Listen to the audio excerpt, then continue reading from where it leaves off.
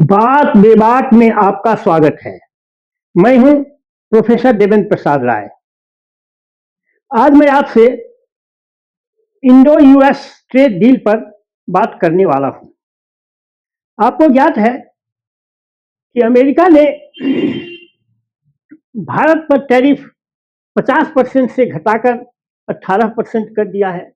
Media वाले और भाजपा के समर्थक लोग बिल्कुल वाह वाह कर रहे हैं कि देखो 50% से 18% कर दिया है, अब हमारा व्यापार संतुलित हो गया है। लेकिन मैं कहता हूं यह कैसा संतुलन है। मैं उस पर 0% टैरिफ लगाऊंगा, वह हम पर 18% टैरिफ लगाऊंगा। क्या ये रेसिप्रोकल हुआ? क्या इसी को रेसिप्रोकल कहते हैं? यह बिल्कुल रेसिप्रोकल नहीं है। यह अमेरिका के पक्ष में ज्यादा झुका हुआ है। लगता है भारत के जो ट्रेड डील करने वाले की जो निगोशिएटिंग टीम थी वह अमेरिका के दबाव में काम कर रही थी। अब इसे कुछ बिंदु की ओर मैं ध्यान आप लोगों का आकृष्ट करूंगा। एक तो है व्यापार समझौता में ये अभी तक क्लियर नहीं हो पाया है कि डेयरी प्रोडक्ट, मक्का इत्यादि वहां से आयातित होंगे या नहीं। अगर डेयरी प्रोडक्ट वहां से आयातित होंगे और जेनेटिकली मॉडिफाइड सीड्स अगर ग्रेन अगर आयातित होंगे तब तो यहाँ के किसानों पर जो 70% जनता है किसान, उस पर बुरा आफत आने वाला है। वैसे भी आज मैं गांव में रहता हूं, मैं जानता हूं कि किसानों का खेती आज टोटल काउंटर प्रोडक्टिव हो गया है। केवल गाय का दूध ही उसके जीवन का सहारा था कि उसको कुछ 2-4 पैसे मिल जाते थे, उससे उसके बच्चों का लालन पालन, उसके बच्चों का ट्यूशन फीस चलता था। उसको भी आप अमेरिका से आयात कर लेंगे तो कहाँ रहेगा यहाँ का किसान? ये अभी क्लियर नहीं हुआ है कि डेयरी प्रोडक्ट का उसमें है या नहीं है। जो बात क्लियर है वह है कपास और सोया। तो कपास और सोया के जो उत्पादक हैं उन पर तो गाज गिर गई। अब कपास वहां से आयातित होगा तो यहाँ का कौन खरीदेगा और उसका क्या होगा? कपास से ही जुड़ा हुआ है यार्न और कपड़ों की का ट्रेड। फिर अब लोग कह रहे थे कि अब टेक्सटाइल को बहुत बड़ा मार्केट मिल गया है। टेक्सटाइल को तो 45 करोड़ यूरोपियन यूनियन का मार्केट मिल ही गया, तो फिर क्यों बेचैन हो अमेरिका के लिए? और उसने तो आपको न्यूट्रलाइज कर दिया, बांग्लादेश पर 0 टैरिफ लगाया। फल क्या होगा कि अगर बांग्लादेश का माल 100 रुपए में बिकेगा तो मेरा माल 118 रुपए में बिकेगा। कौन लेगा मेरा माल? तो टेक्सटाइल में जो बेनिफिट होने वाला था वह भी आपने खत्म कर दिया, बांग्लादेश को 0 टैरिफ पर। तो क्या फायदा हुआ? क्या संतुलित हुआ? क्या भारत पाया? दूसरा, आपको कहें रशियन क्रूड ऑयल का, इससे बहुत बड़ी बात इसमें इन्वॉल्व है। पहला तो यह है कि रूस से हम तेल खरीदते हैं बहुत कम दाम पर, उससे 2.5 गुना अधिक कीमत पर हमें अमेरिका से खरीदना होगा। हम क्यों इतना बियर करेंगे?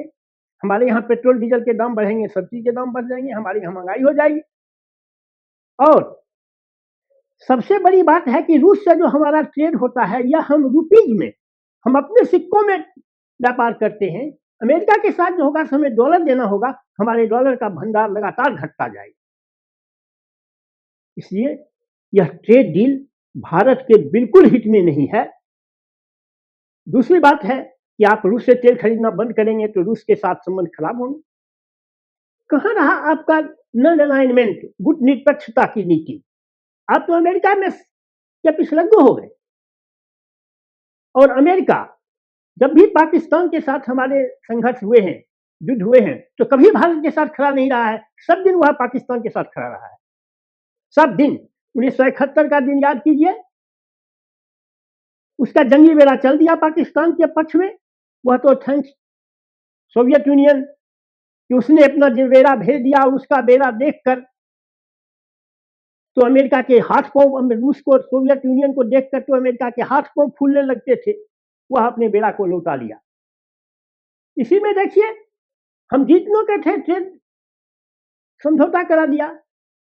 अब समझौता में जिसकी बात रही हो नहीं रही हो, उसमें तो नरेंद्र मोदी ने नाम नहीं लिया, वह नाम लेके बोलते हैं ट्रंप, इसने नाम नहीं लिया, लेकिन इशारों में ही और चुप रह के ही संदेश दे दिया कि हम आपके बात से सहमत नहीं है।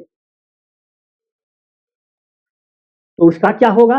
आपके गुटनिरपेक्षता के सिद्धांत का क्या होगा? दशकों से आती हुई आजादी के बाद से ही आप लोगों को, बहुत कम लोगों को याद होगा, जवाहरलाल गए अमेरिका देश आजादी के बाद कि हमें लोहा का एक कारखाना लगाना है, एक तेल का कारखाना लगाना है।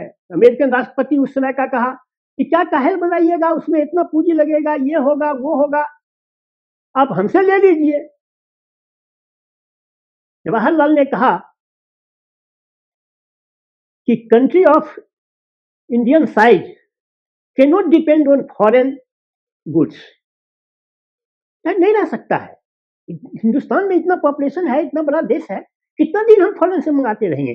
तो सोवियत यूनियन वालों ने इसको टेक्नोलॉजी दिया, यहाँ सब्सिडी दिया और खोला। कभी अमेरिका भारत का हित नहीं किया, आज हम उसी के दूछल्ला बन गए हैं। और पता नहीं नरेंद्र मोदी की क्या मजबूरी है कि वो इस तरह का समझौता कर लिए। कहां गई उनकी इंडिया फर्स्ट की नीति? यह ट्रेड डील बिल्कुल भारत के खिलाफ है, भारत की आत्मा पर यह चोट है। अब भाजपा वाले जो कहें राम राम जपिए, भारत के आर्थिक हितों पर चोट सहिए, तो यह अगर आपको मंजूर है तो ठीक है, लेकिन अगर नहीं मंजूर है तो यह ट्रेड डील बिल्कुल भारत के खिलाफ है।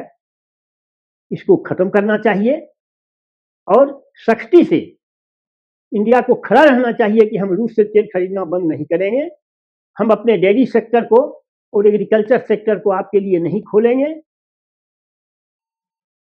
आपको ट्रेड करना है करो, नहीं करना है नहीं करो। हम पूछते हैं 500 बिलियन का हम सामान उसका खरीदेंगे, अभी तक तो हम 41 बिलियन का खरीद रहे हैं। हम 10 गुना कैसे बढ़ा देंगे 5 साल में? कहां से आ जाएगी भारतवर्ष के लोगों की परचेजिंग पावर की अमेरिकन गुड्स जो महंगा होगा वह 10 गुना अधिक खरीदे? तो ये सब हवाई बात है, ये सब होने को नहीं है। इसलिए यह ट्रेड डील भारत के पक्ष में नहीं है। बस आज मुझे इतना ही कहना है। अगर आपको मेरी बात पसंद आए तो इसे आप लाइक और सब्सक्राइब करें। Thank you very much.